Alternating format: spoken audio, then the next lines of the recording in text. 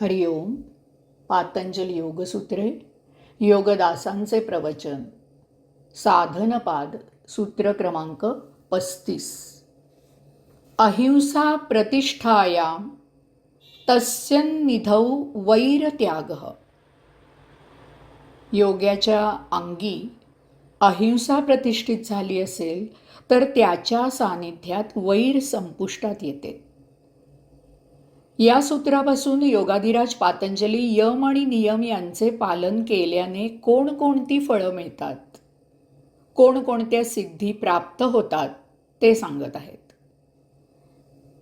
यामागे एक महान तत्व आहे. या विश्वात प्रत्येक कृतीला प्रतिक्रिया असते, ध्वनीला प्रतिध्वनी असतो. करावे तसे भरावे अशी आपल्याकडे म्हण आहे. आपण जसे वागतो तसे आपण प्रतिबिंबित होत असतो. आरशात आपले रूप जसे आहे तसे दिसते. आरशात आपले रूप जसे आहे तसे दिसते. याचाच अर्थ या विश्वात आपल्याबाबत जे काही घडते त्याला संपूर्णपणे आपणच जबाबदार असतो. सर्वसाधारणपणे आपल्याला सवय असते की चांगले घडले की त्याचे श्रेय आपण घ्यायचे आणि काही वाईट घडले की त्याचे खापर दुसऱ्यावर मारायचे. यासाठी कुणीच मिळाले नाही तर देवावर राग काढायचा, कारण त्याला प्रत्युत्तर द्यायला तो उपस्थित नसतो. तो अदृश्य असतो. आपल्या आयुष्यात हीच मोठी चूक आपण करत असतो. दैवाला दुसऱ्याला दोष देण्यापेक्षा आपण स्वतःच सुधारणा करायला पाहिजे. आपल्याला दुःखी व्हायचे असेल किंवा सुखी आनंदी व्हायचे असेल तर ते तसे होणे केवळ आणि केवळ आपल्याच हातात आहे. ते इतर कोणाच्याच हातात नाही. दुसरा कोणीही आपल्याला दुःखी, सुखी, आनंदी करू शकत नाही. कारण भावभावना ही आपली वैयक्तिक गोष्ट आहे. ती आपणच बदलू शकतो. याचे आध्यात्मिक कारण असे असते की ते जबाबदार देव दुसरा हे ते जबाबदार देव हे आपणच असतो हे जाणणे फार आवश्यक आहे. ते जबाबदार देव दुसरा हे आपणच असतो हे जाणणे फार आवश्यक आहे. येथून पुढील 10 सूत्रांमधून आपल्याला हेच पाहायचे आहे. योग साधनेसाठी ते फार आवश्यक आहे. एक गोष्ट लक्षात ठेवायला पाहिजे की यमनियमांचे पालन काटेकोरपणे केल्यानेच हे साध्य होते. यात जरा जरी ढिलाई झाली असेल तरी सिद्धी प्राप्त होणार नाहीत. यासाठीच येथे अहिंसा प्रतिष्ठित झाली पाहिजे असा शब्द वापरलेला आहे. आपल्या हातून अहिंसेचे पालन आचरण अगदी सहजगत्या, श्वास घेतल्या इतके सहज, निर्विचार अवस्थेत झाले पाहिजे.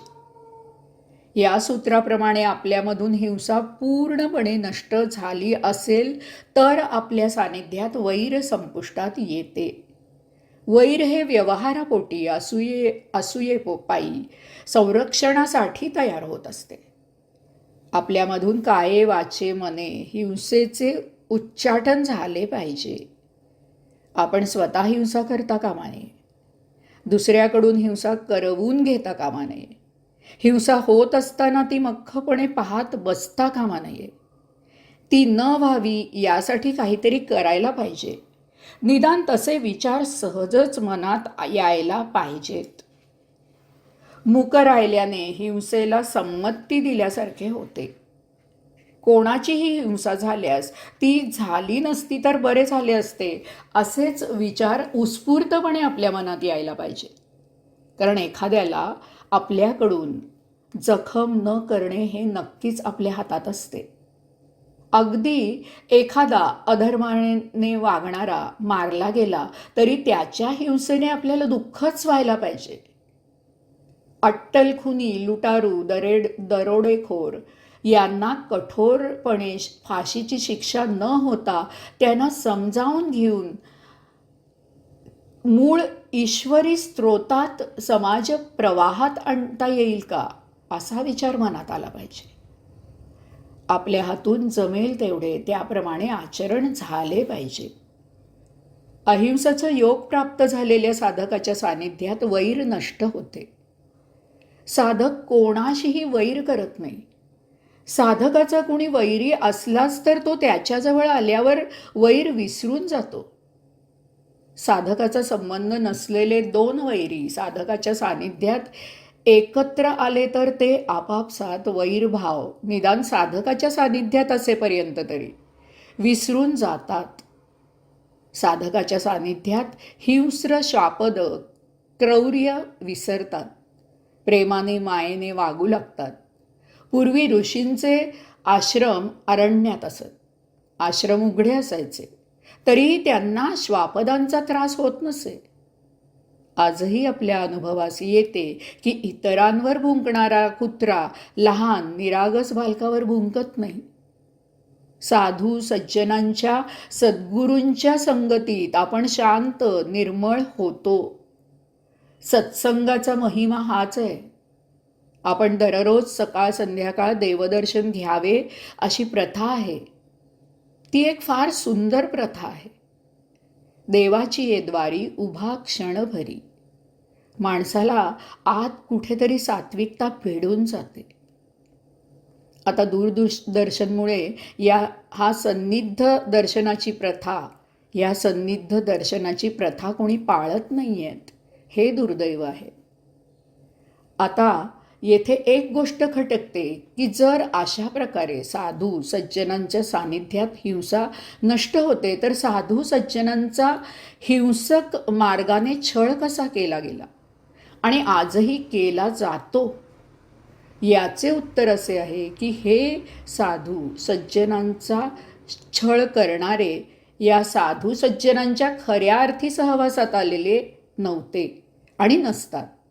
त्यांच्या सानिध्यात न येताच त्यांना जाणून न घेताच ते त्यांचा छळ करतात. परंतु असा छळ करणारे जर खरोखरच त्यांच्या सानिध्यात सहवासात आले तर त्यांच्यात आमूलाग्र बदल होतो आणि ते त्यांचे पट्टशिष्य अनुयायी होतात. श्री ज्ञानेश्वर माऊलींचा छळ करण्यात सर्वात पुढे असलेले विसोबा खेचर जेव्हा खऱ्या अर्थाने श्री माऊलींच्या सहवासात सानिध्यात आले तेव्हा ते माऊलींना शरण गेले. त्यावेळी त्यांचा उद्धार झाला. हरिओम.